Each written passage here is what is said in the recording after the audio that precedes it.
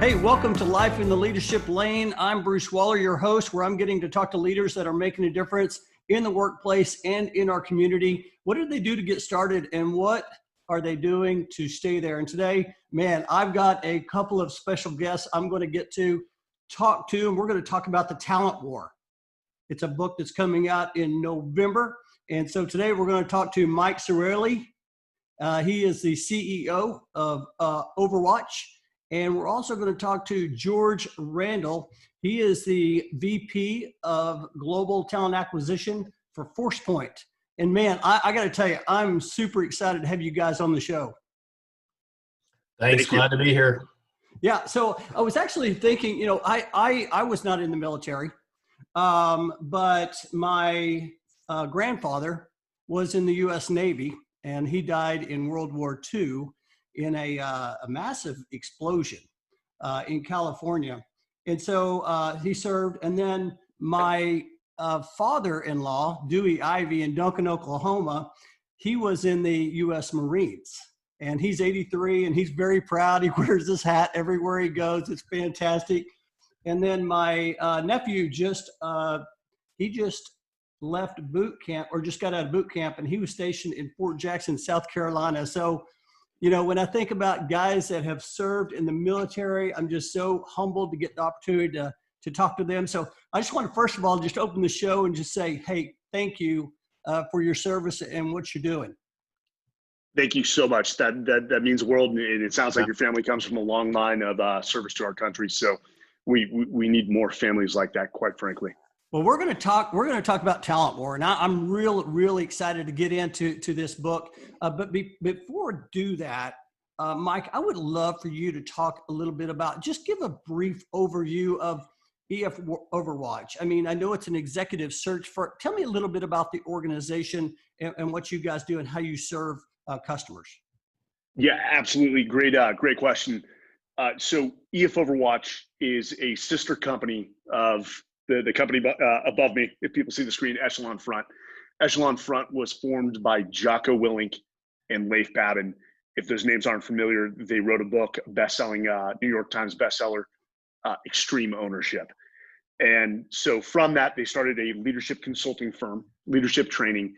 And when I finally retired from the SEAL teams in 2018, I'd already started a foundation called Vetted Foundation, which Huffington Post hailed as potentially revolutionizing the way that veterans exit the military.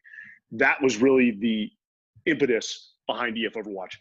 EF Overwatch, as you said, is a specialized executive search firm, and we focus on high-performing military leaders that have some significant leadership experience and a proven track record of producing results in the military. So there are no firms out there that really represent that level of veterans. And it is a very white glove service. So usually we are placing anywhere from general managers up to CEOs and board of directors.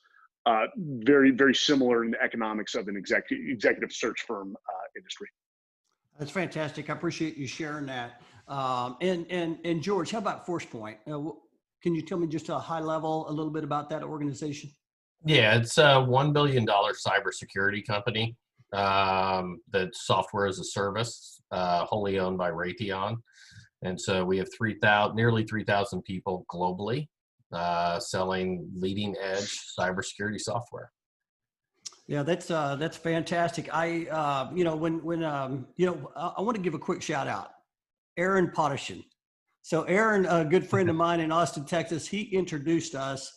Aaron is a SVP for Alliant Insurance, or a retirement plan consultant. And I just wanted to give him a shout out just to say, hey, thanks, Aaron, for introducing us. And now, how do you know Aaron, Mike? Aaron and I connected on LinkedIn, much the same way that George and I did. I mean, this goes to show you the power of LinkedIn as not only controlling your brand and your narrative, but linking to other like-minded business leaders. So Aaron and I linked up.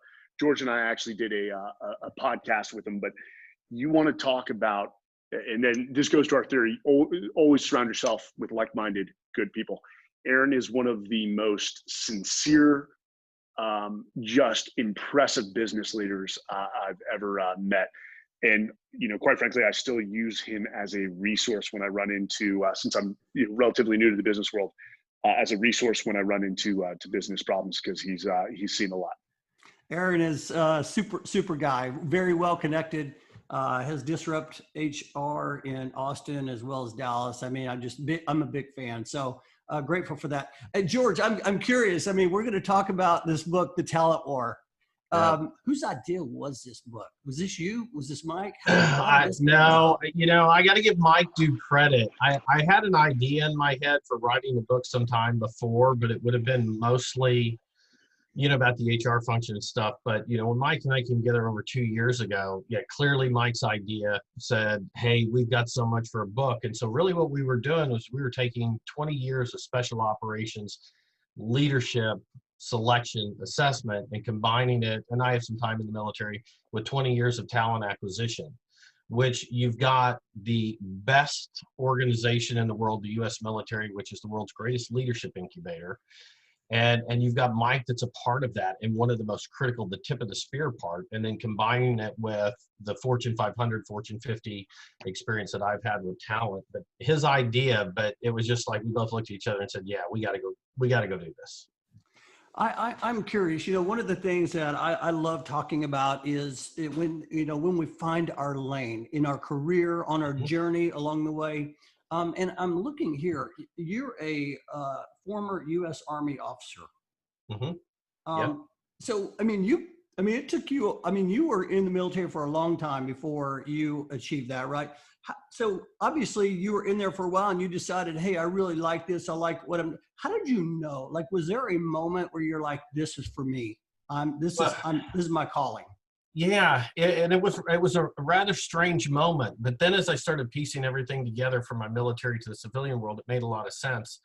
I was working for a great consulting firm in the DC, Northern Virginia area, and I had to get back to Texas. And so I had some recruiting in my background with a veteran firm, but I got into HR and literally went from resource management to leading large talent organization. And at some point, somebody asked me why. And because you don't go into the Army and then get out and think you're going to grow up to be a recruiter, which is essentially what I am. But what I realized real quick after getting into HR, having been in company command, been a platoon leader, it's about the people, it's about the talent, it's about building teams. And the ability to select and put together those teams that win in any environment, I didn't realize how much I was drawn to it. And once I got into it, I'm never bored.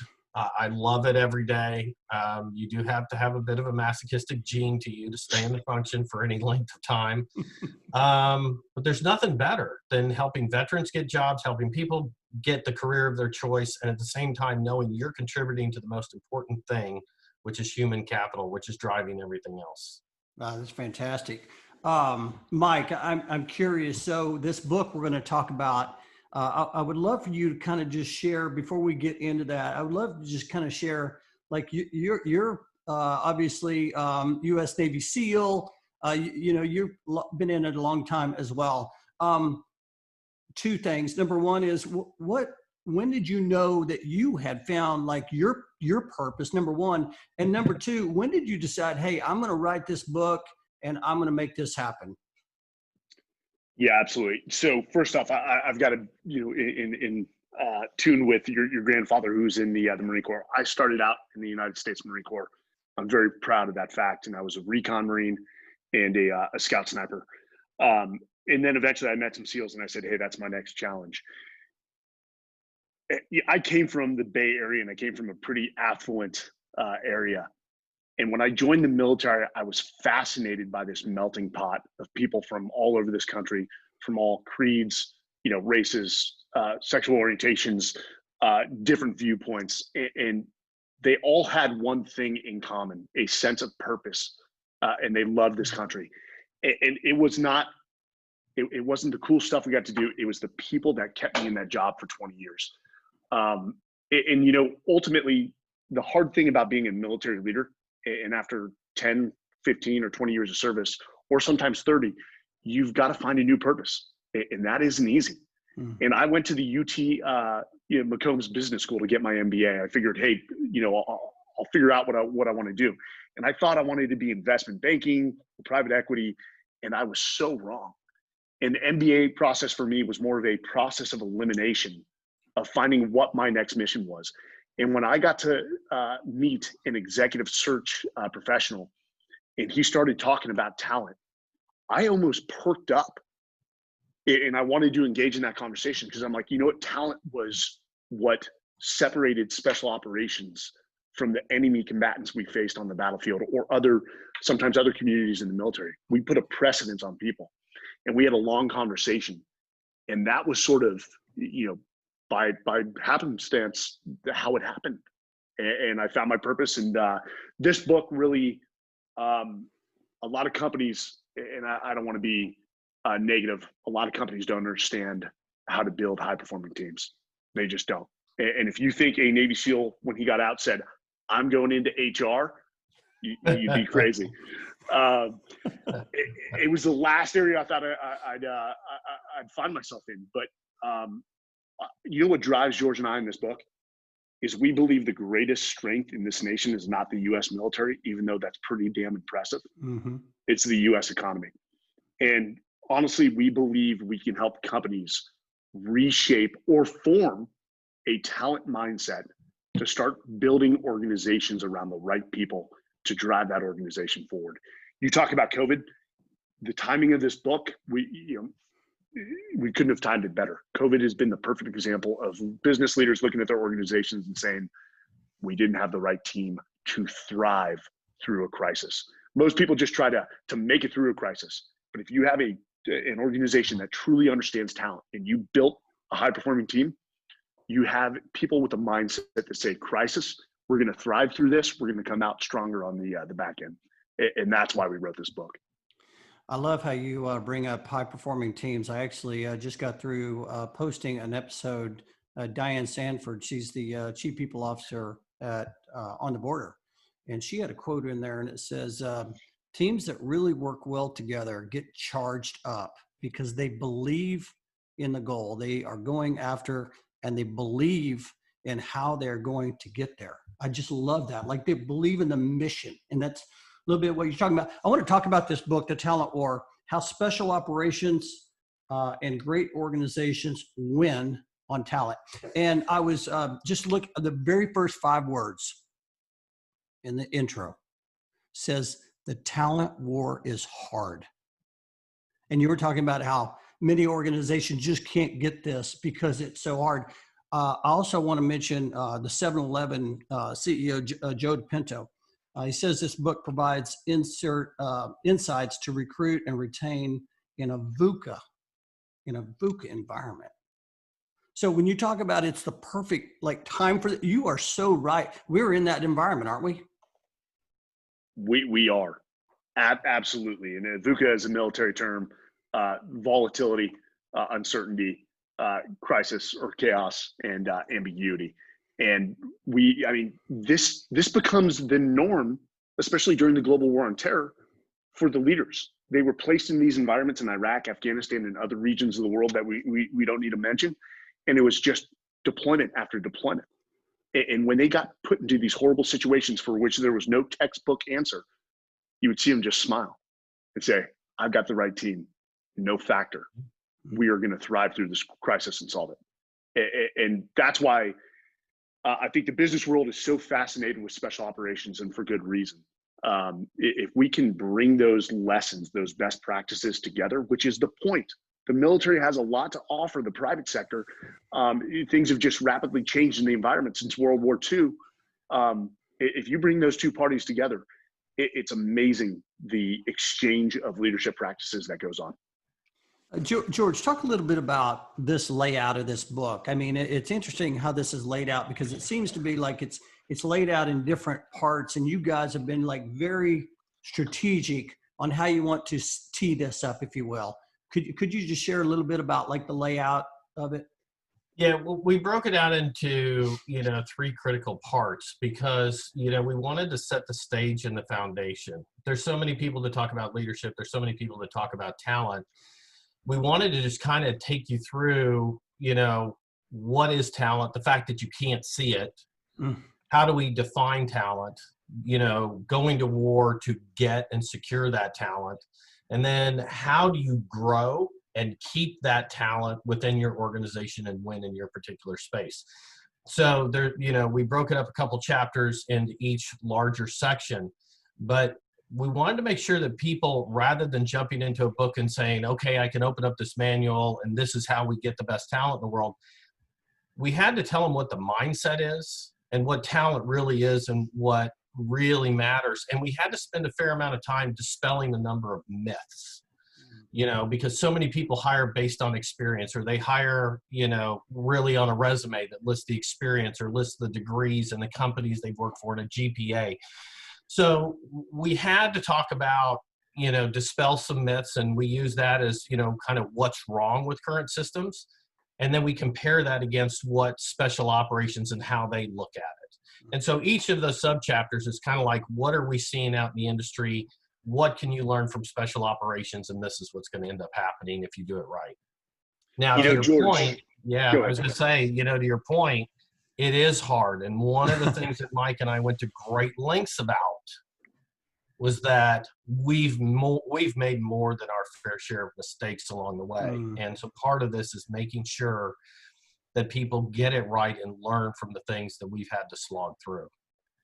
You know, we recently, George and I went on the Jocko podcast, which is one of the nation's most followed business podcasts. And Sure. again, that's my boss and my partner.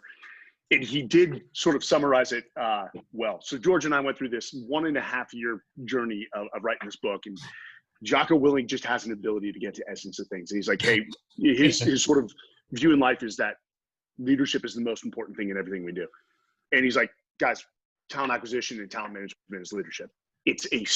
What talent acquisition and talent management is it's a subset of leadership that most business owners and leaders overlook.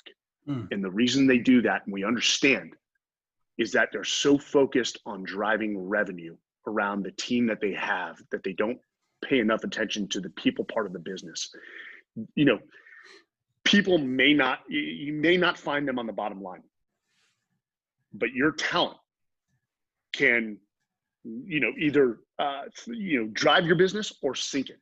What is usually for most industries, for most businesses, what's the number one cost on their profit and loss sheets? Overhead, salaries. Absolutely. That's salaries. Right. Yeah. That's So right. if you don't get this right, it will impact your bottom line, whether you like it or not. I mean, one of the things I wrote down as I was scanning through the book is HR leaders must be business leaders. I love that. And I talk about that all the time. When I took my HR certification with Dallas HR, I bless her heart, Barbara Hoover said, the first thing you need to know is you need to know the business.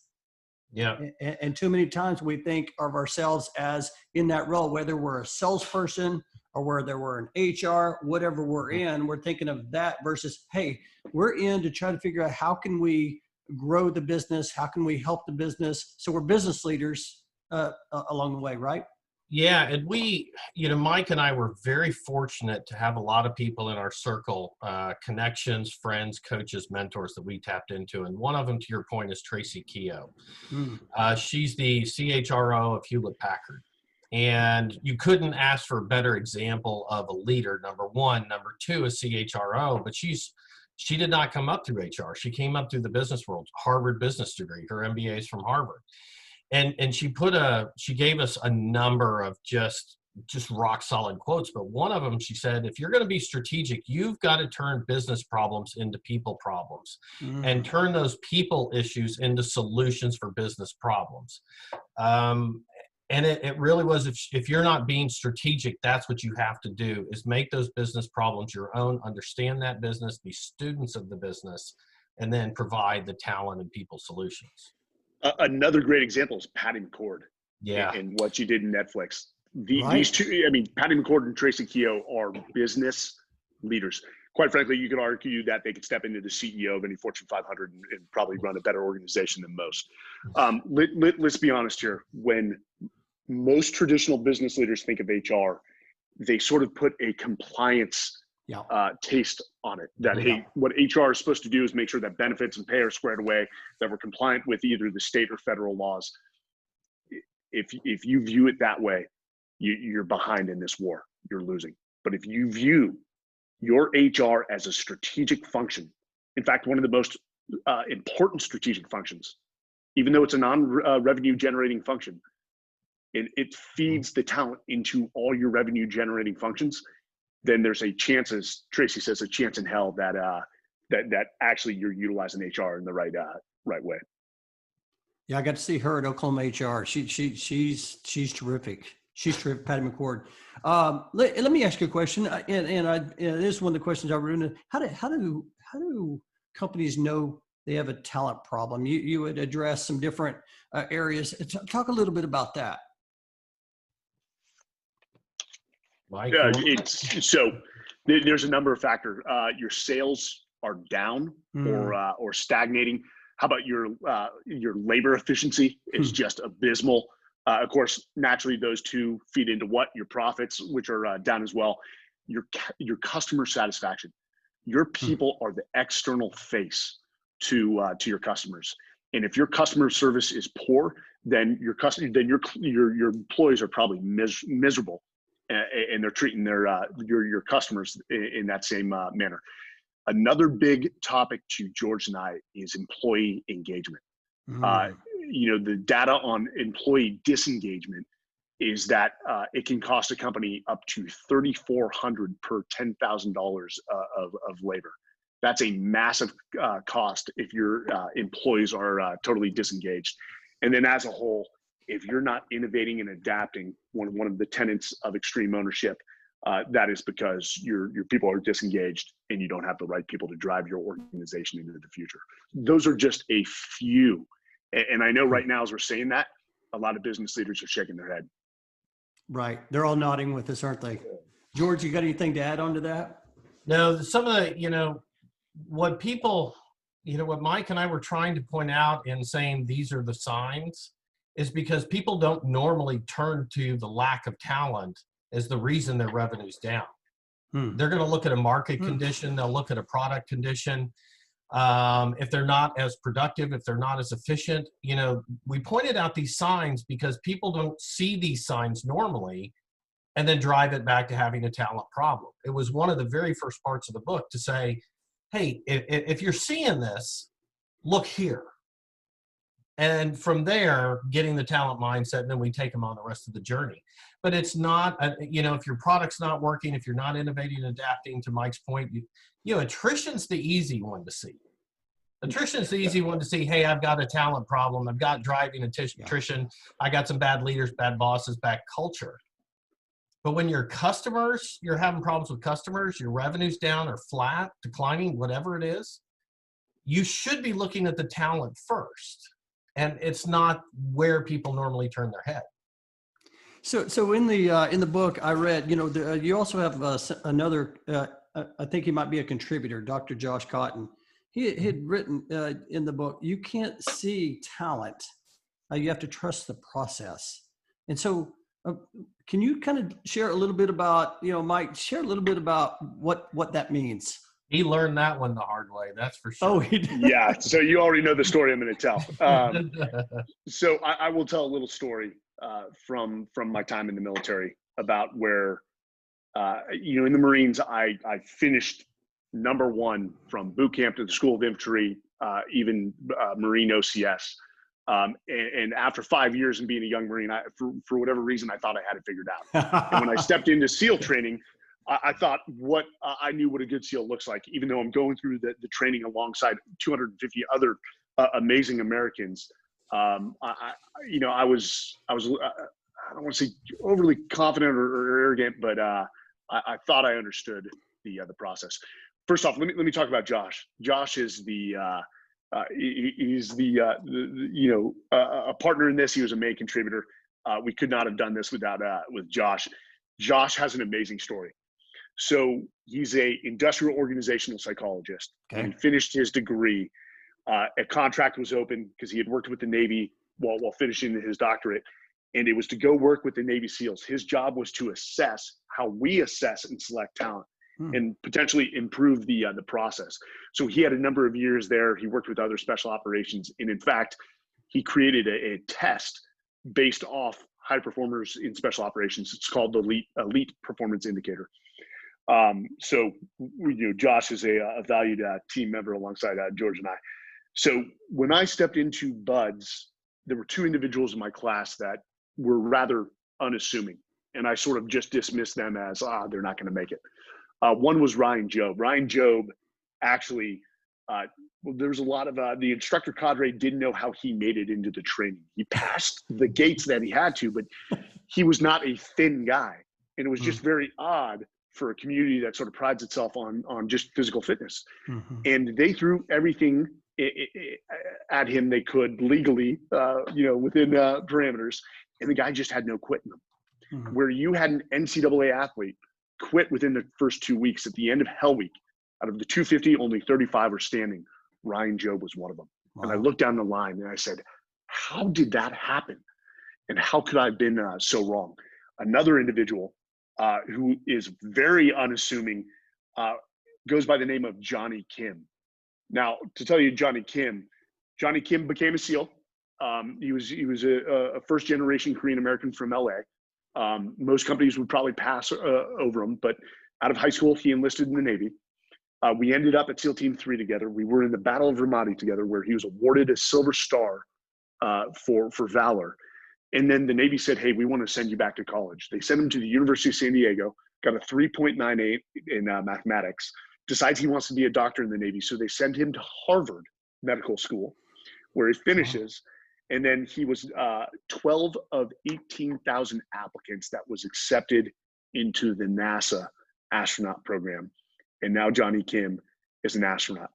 SEAL, Silver Star recipient, doctor from Harvard, and an astronaut, all by the age of 34.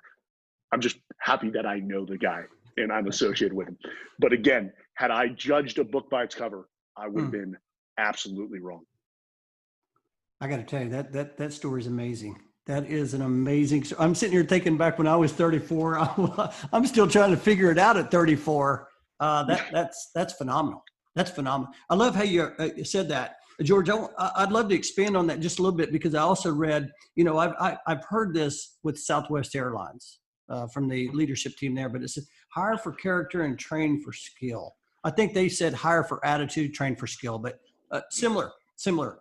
What are your thoughts on that? Because, a lot of times I see, HR talent acquisition leaders out there saying, hey, we need all this experience. You don't have experience. And they're interviewing people with just high energy, high positivity, that will, right? That desire. I'm just curious what your thoughts are on that. Well, there's a lot to unpack there. The first thing is that generally talent acquisition and HR aren't the ones coming to you with objective requirements. It's usually those teams, and they're saying, I need somebody with 7 years of this, 3 years of this, 2 years of this. And to back up from that comes because it's the easy way to measure things. It's the easy things to look at are the simple objective attributes. And Mike and I, we don't want to say that that's necessarily the lazy way, but frankly, it is. And that stems from if HR is not strategic and you're not defining what success looks like from the very beginning, then objective requirements aren't going to get you there. Just because you have 7 years of this, 3 years of this, they're not predictive of success. Now, what Mike and I go to great lengths to discuss is there are 9 foundational character attributes that are predictive of success. And they are rarely screened for by talent acquisition and HR professionals. They're not requested by hiring managers. And so the things that are going to get you through COVID, through the crisis, through the situations that you haven't seen as a leader or an individual contributor when you're talent are your character attributes. And, we had a great colleague, a brother of Mike's named Rich Deviney, and he said, he made the quote that, those skills degrade under stress and at the extremes, and it's the character attributes that carry the day and that keep you going. And so while it was a very, very simple statement for the CEO of Southwest Airlines to say, hire for character, train for skill, it was probably the best way to say it. And that's what the whole book about, is defining those 9 attributes and making sure that you have a methodology and a process for screening against those, because they are predictive of success, whereas objective years of experience, degrees and things, they are not predictive of success. So 2 points on that. One, Rich DeVinny actually was in charge of assessment selection in the SEAL teams. He has a book coming out, an amazing speaker, amazing viewpoint and experience. It's called The Attributes, 25 Hidden Drivers of Performance. We can't wait, January of 2021. Fantastic. You mentioned Southwest. Now, let's be honest. Like Southwest, I don't like the fact that I can't choose my seat, but they actually, their culture reinforces what Herb Kelleher said: we hire for attitude and mindset. They do it in their every day-to-day behaviors. That's truly the definition of a culture. And you see it in the fact that people keep coming back and back, even though they can't choose their seats. And the customer service, let's be honest, Southwest, flight attendants are like no others. They keep you laughing. They keep you on point. And that is a great example of a company that truly has a talent mindset, where I think they're definitely outpacing their competitors. Oh man, there's no question. And there's a lot of great companies out there. That was the first one that came to mind, because I always have a great experience on a Southwest flight. I want to keep this conversation going, because as you talk about that, there was another thing I wrote down about branding yourself as a talent magnet. Mm-hmm. I read that, and I was talking to Annie Corolla. She's a talent acquisition leader at HKS, just recently on a podcast. And we were talking about, what talent acquisition. I mean, it's all about immersing yourself in the business to attract talent. Talk a little bit, George, talk a little bit about branding yourself as a talent magnet. Well, one of the first things, and we bring this topic up, is that A players want to work for A players. Mm. No B player wants, or no A player wants to be working for a B or a C player. So it starts with that. From there, the simple things we put in the book are the use of social media. Even the special operations community is active on social and digital media, putting their brand out there that they are looking for top talent with these attributes. We talk about an employee value proposition, getting it right, meaning what do you offer that talent to join your organization? How can they hope to grow? How can they grow to impact, and getting that down? And we contrast like examples from PricewaterhouseCoopers against, the Ranger Creed, or the Army Special Forces against Nike. And we show how they're both branding themselves as places for top talent to come to. And we kind of walk them through that, and some of the use of social and digital media, to include LinkedIn, to include Glassdoor, so that your messaging is consistent about that what you value first and foremost is not the experience, it's the talent. And when you can brand yourself that way, and we give them a few techniques, you're going to attract a more robust population that have more likely than not those attributes, and people will want to come work there. Additionally, and Mike and I are absolutely adamant about this, we mentioned it several times, is whatever you do attract, that you have to demonstrate and keep that experience consistent with your brand. Additionally, that everybody within your company is a piece of that brand and is effectively a talent scout. So your A players have to be out attracting A players. Your messaging has to say, we're a home for A players, for you to take it to the next level. And all of your interactions with social and digital media today have to reinforce that whatever comes that company's way, however you grow, this is a place for talent. This is where you want to play and work. Businesses need to look no further than one organization who does this better than pretty much, I think, anyone in the land: the United States Marine Corps. The fact that an 83-year-old man will introduce himself as a former Marine, it's almost like the litmus test. If your personnel, your employees at a party don't say, well, I'm a consultant. No, they say, I'm with McKinsey. There's a sense of pride. You know you are a talent magnet when the people that work for you or your former employees are prideful in the company. And a great another test is if somebody leaves your organization and they come back. If somebody comes back, you know you are a talent magnet because they said, hey, I took a job for $30,000 more. I was miserable. The culture was awful. I'm coming back. I got to tell you, I got chills. I got chills for that because yes. And when I go to Duncan, Oklahoma, and we go eat at a local cafe, others that are the same way in Marine, they are all very loyal. They're wearing the hat, they're flying the flag. Yeah. Man, what a great example. You know, that's not easy to do though. I mean, that's a massive organization, U.S. Marines, right? And then you have these other massive organizations that are able to do that, but yet you have other organizations that are smaller and just can't get everybody, I don't know if it's a buy-in or on the same page to wear those flags. Why is that? You know, I think, you know, we brought it up in one of our little videos that we've put out. And one of the things, not only did the Marine Corps lead the way, but, and with regard to hiring talent, it's a war that doesn't end. So some people think, hey, let's get out these, you know, the swag, the things that people wear, give them to them for free, they'll wear them. It doesn't mean anything if it's not tied to the purpose, if it's not tied to the employee value proposition. And it's constant. You don't say at some point, hey, we've achieved the right culture.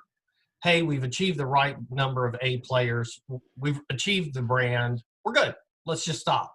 No, it's ongoing. The war for talent, the war for branding yourself as a talent magnet is consistent. And the Marine Corps is just, I don't know of a better example. I mean, everything they do, the way that they message, the way that they conduct themselves, the way that they're an example out in the community. Matter of fact, you can see a Marine when they're not in uniform, when they're just in civilian clothes. You're like, yeah, that's a Marine. I know it. But and really bad haircut. Yeah, haircut. That's fantastic. But you know what? They don't let up because it's part of who they are. It's their mindset. Yeah. And that's one of the things that we get across. You just don't let up and you don't declare victory. You keep going. Hey, George, I think this is a good one to simplify everything that you're spot on with. Is, Bruce, as you ask, why can't companies do it? Yeah. It comes down to one thing: because of leadership. Yeah. Final answer. The fact is, if people are prideful in your organization, it's because you have a solid culture of leadership, of inclusion as well, a sense of belonging. It's leadership. Yeah. Listen, that's fantastic. And I agree 100%. That's right on. I got a couple more questions I want to ask you. And one of those, I want to make sure I hit this because I hear this a lot in my HR circles, and that is succession planning. And one of the things I noticed is that you guys also talk a little bit about succession planning in the book as well. I think you might even have like a matrix or some kind of assessment. Talk a little bit about succession planning and the importance of that. So you know, the military does so many things well. And it was necessary when Mike was running a mission or when I was running a mission or doing anything whatsoever. In the environments that we've been in, we have to do that because you can have a leader become incapacitated, wounded, killed. And just because your leader, your number one or your number two goes away, that doesn't mean the mission's over. Oh, hey, you know what? We lost our leaders. We've got to stop. No, you've got to keep going forward.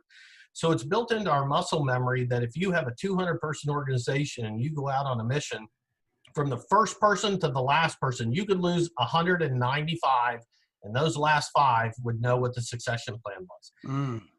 And so borrowing that from the military, transitioning that to corporate America, it's something in my 20 years people talk about. And they might have a chance or two to say, okay, well, but they don't do a thorough analysis of where they have critical points of failure, number ones, number twos, number threes.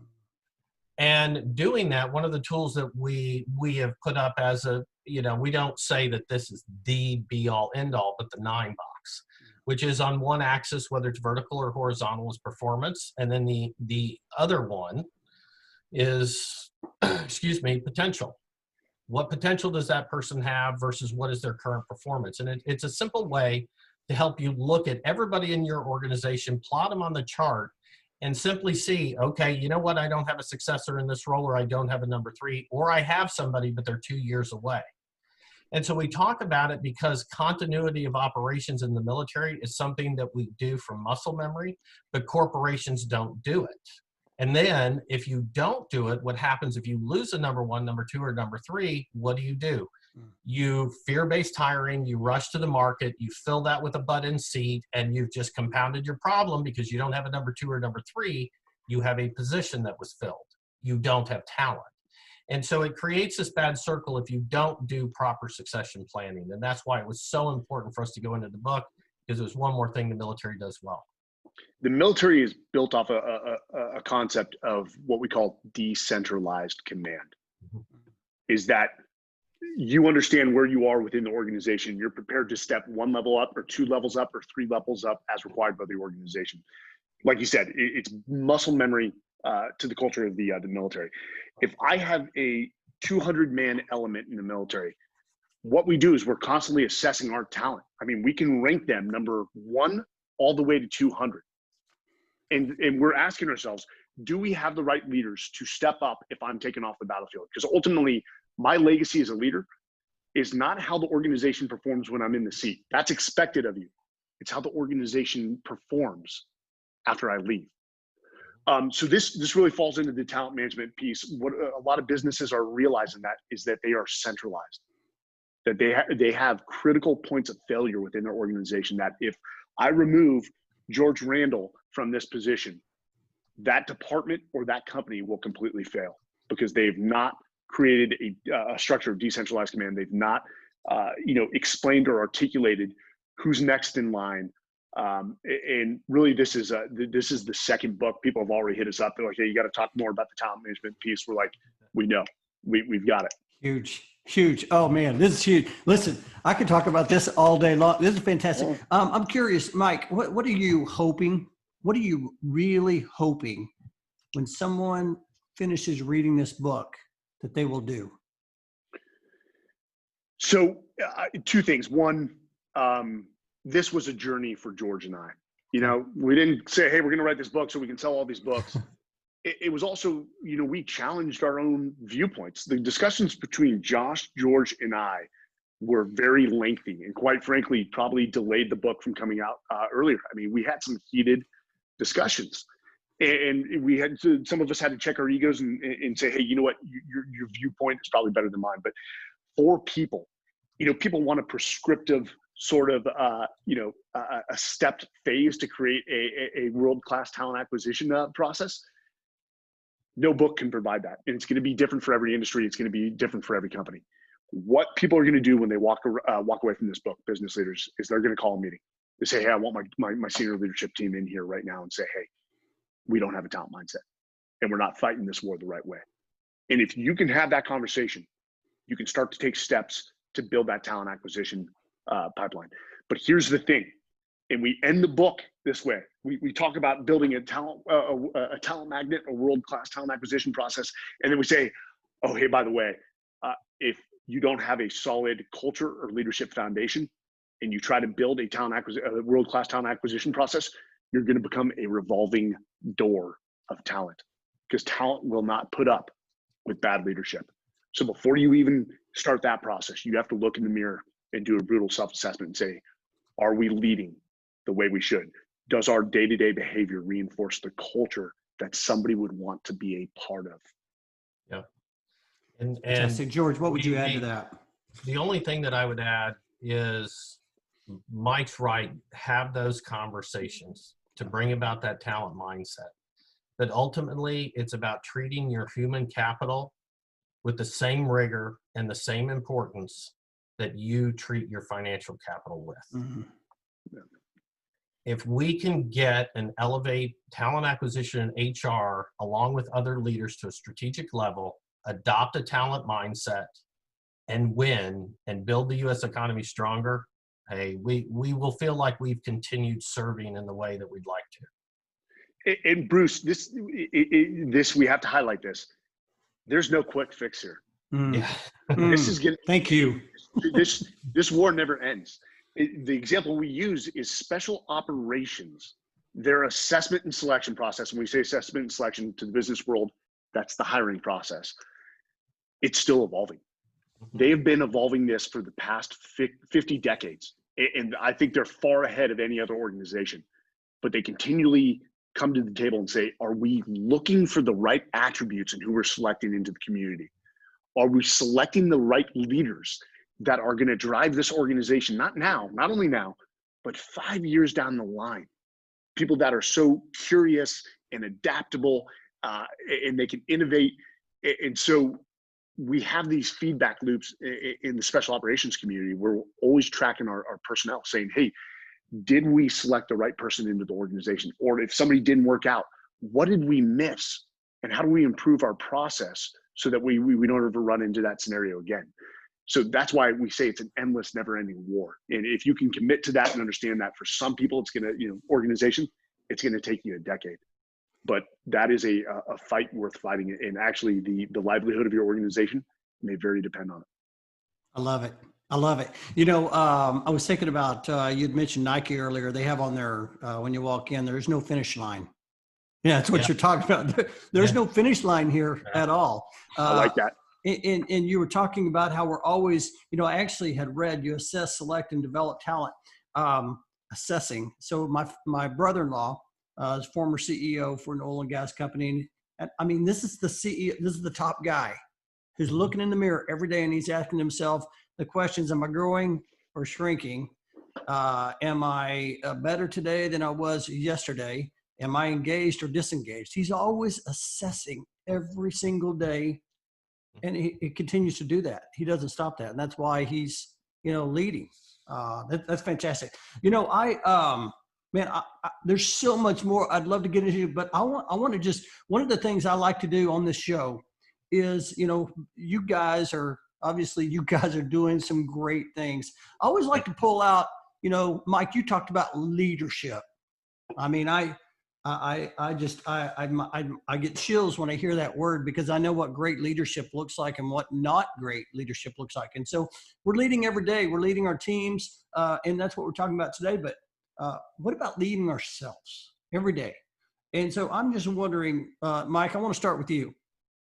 Is there a daily discipline, a daily practice that you have in your life every day? What's your, as a CEO, what does it look like? What time do you get up, and what's your day look like from the time you say, hey, you know what, I'm gonna call it a day?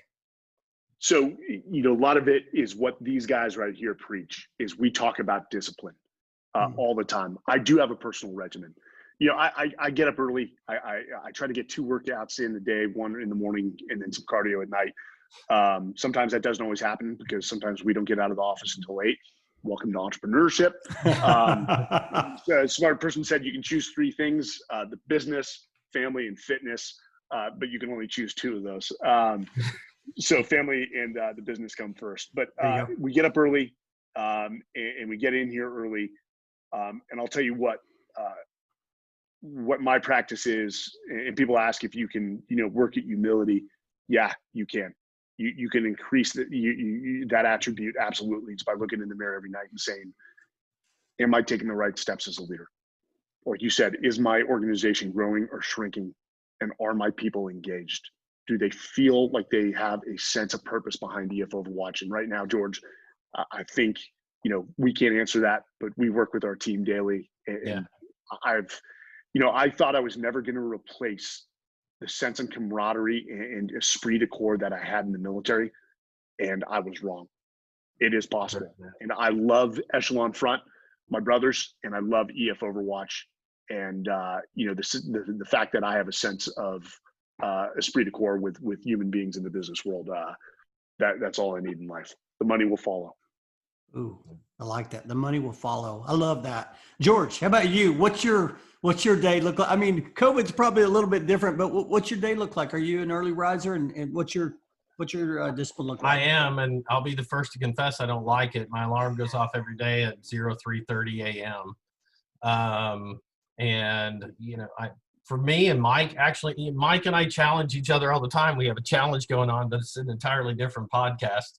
There's a slight age difference. I want to emphasize slight age difference here. But we're both in the gym. We both get our workouts in, and I just do mine in the morning. I think the biggest thing for me is I've got to disconnect. Mike and I are both seriously A+ players, and I've got to keep my game high to be given the best to Mike. Mike's got to do the same thing for me. But one of the reasons that we're so regimented on the fitness and doing the discipline is it's our place to decompress and refresh, meaning our minds are going a million miles an hour at any given time with all the things that we've got to do, we want to do, and all the impact we want to make. We're not getting any younger. So we get an early start at it, but at the gym when we're pounding iron or doing cardio, it's a way to disconnect and decompress, believe it or not. So we're not thinking about anything other than making ourselves better. And we hit the day, with a hell of a lot more energy. So other than that, and my addiction to soccer, which that's gone away for COVID, I know he's shaking his head about it, but I've been playing competitive soccer for about 35 years. And they're just ways to detach, because then when I get done from that, I can come back and approach problems with a fresh mind, an energetic mind, and to go after it. At least he's not calling it football, which he usually calls it. I have to remind him there's only one type of football in the United States. I love it, man. Well, listen, I think that I'm really excited. Now, tell me again, when does the book come out for people to be able to get that, and where will they be able to find that? It's a very special day. Very, very special day. And you know what? And I have to say this as an Army guy. It comes out on November 10th, the birthday of the United States Marine Corps, and right before Veterans Day. So I think it's really, really a great day. They can find it on Amazon. And eventually Mike and I are working with the hardcover comes out. Right now it's paperback, Kindle. The hardback will be up there shortly. The audiobook is just being finished. And Jocko Willing's done the foreword for us as well. And then we're working on a mechanism to get those people who want signed copies to get those out to them. They can find it on Amazon right now. It hit #1 bestseller in business consulting and pre-sales. So George and I are new to this. We're just sort of like, hey, what does that mean? Right. What does that mean? We're happy. Listen, man, I'm excited for you guys. But it is not the finish line. It's not the finish line to bring that point home.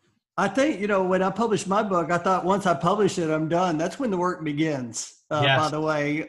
That's fan. Listen, I remember how good of a feeling that is to, get ready to have that launch. And so I'm really excited for you guys. I know it's going to change some people's lives. Like, I really believe that, not just organizations, but people, right? And that's what you're talking about, people. I do have one final question. I'm going to ask it here in just a second. But before I do, I just want to ask kind of a final takeaway for the book. Do you want to share anything else that I haven't covered? Mike, I'll just let you. No, yeah. One, as people read this book, we'd love to hear your input. Leave a review. It helps us get better. If there's something we missed or you disagreed, we'd love to hear your thoughts. Because people are entitled to their perceptions and experiences are shaped, shape your perceptions. We'd love to hear it. If people want to get a different look and an exceptional talent pool, give EF Overwatch a try. The data shows that CEOs with a military background outperform their civilian counterparts. We're not promoting military, we promote leaders. And we have been providing some amazing leaders into senior management positions in small to mid-sized businesses, which is really our focus. The Fortune 500s we don't work too often with because it's more of the process is different. But we love small to mid-sized business leaders who are just trying to build those high-performing teams. And believe it or not, I think we will turn EF Overwatch into the #1 producer of either chief leadership officers or chief people officers. That's sort of our ultimate goal, because who better than a special operations or military leader with 20 years of assessment, selection, and training to step in and help solidify a culture of leadership in small to mid-sized businesses. George, anything you want to add? Final things, just on top of Mike, it's, I think we're building something very, very unique here. Because Mike's absolutely right. Small and medium business could use these leaders, but this isn't a search firm either. Now we might have to go out and search, but Mike and I are assessing that talent before we even let them in the door. Then we're reassessing them as they go in front of companies, which is distinctly different than most search firms. You know, they're providing resumes. Hey, they've got this experience. No, Mike and I are screening for exactly the things that we talk about in the book. Do they have the right mindset? And we have a unique ability that we can reach back and kind of check out their background. So we make sure that we do that so that, you know, on the trust performance matrix, they're really high. Other than that, the last thing that I would say is how we close the book, which is talent plus leadership equals victory. And that's what Mike and I have really committed ourselves to here. And my good fortune of meeting Mike 2 years ago and getting on this journey, there's not enough words to say how fortunate of a person I am to be able to go on this journey with Mike, my brother. That's the nicest thing he said to me in months. Hey, Mike, I've got that recorded. I'm just going to let you know that right now. Please. This is recorded. I'll send that to you. Hey, I'm trying to make up for something I put on LinkedIn about how we wrote the book. Oh, stand by. I love Stand by. I It's love coming. it. I love it, man. You guys got energy. You got passion. I mean, I love that. I want to ask this final question. I like to ask this to all my guests, and George, I'm going to start with you. What is your 10-year older self say to you if he's knocking at your door today? My 10-year older self, you can do more. You could always do more. Keep driving, keep grinding, stay on the path, stay disciplined, check your ego, and make a difference. Never forget that, you know, everything that you do, first of all, you're running out of time. None of us know how much time we have. And so get on the path, be disciplined, contribute, drive hard, work hard, check your ego, and make other people better along the way. That's fantastic. Mike, what's your 10-year older self say to you knocking at your front door today? It would be enjoy the journey. Yeah. It wouldn't tell me where it's going to end, but just enjoy the journey. And sometimes I think we all lose sight of that. We have a end state in mind, but honestly, for George and I, it's just impacting American businesses and then also impacting the lives of deserving military leaders. The Talent War, how special operations and great organizations win on talent. I cannot wait till that comes out. So for anyone that wants to connect with you or learn more about the book, how would be the best way to connect, Mike? Mike at efoverwatch.com. We try to be as responsive as possible. We've sort of we've been getting hit up since the book released. So we're running around with our hair on fire. Yes, I know I don't have hair. George is, but yeah, no, reach out via email. Yeah. And, we're just humbled by the response so far. Yeah. Fantastic. George. Yeah, there's going to be two ways. You can reach us at efoverwatch.com if you're looking both for talent consultancy, for leaders, and to reach out to us. That's a good way. Also, feel free to connect with us on LinkedIn and join some of the conversations that we've posted up. You know, Mike and I have 2 threads going. We're commenting on both ends. I would say that's absolutely, and George at efoverwatch.com. Just email us. We're pretty maniacal about getting back to people. Might be a little bit of a delay in the current, but it's a good problem to have, and we're just getting after it and getting back to everybody. It's been an honor. It's absolutely been an honor and a pleasure to have you guys on the show, sharing your wisdom and your perspective. And I just want to say from the bottom of my heart, thank you for coming on the show. Thank you, Bruce. Thank you for having us. Awesome. We'll see you guys. Thanks.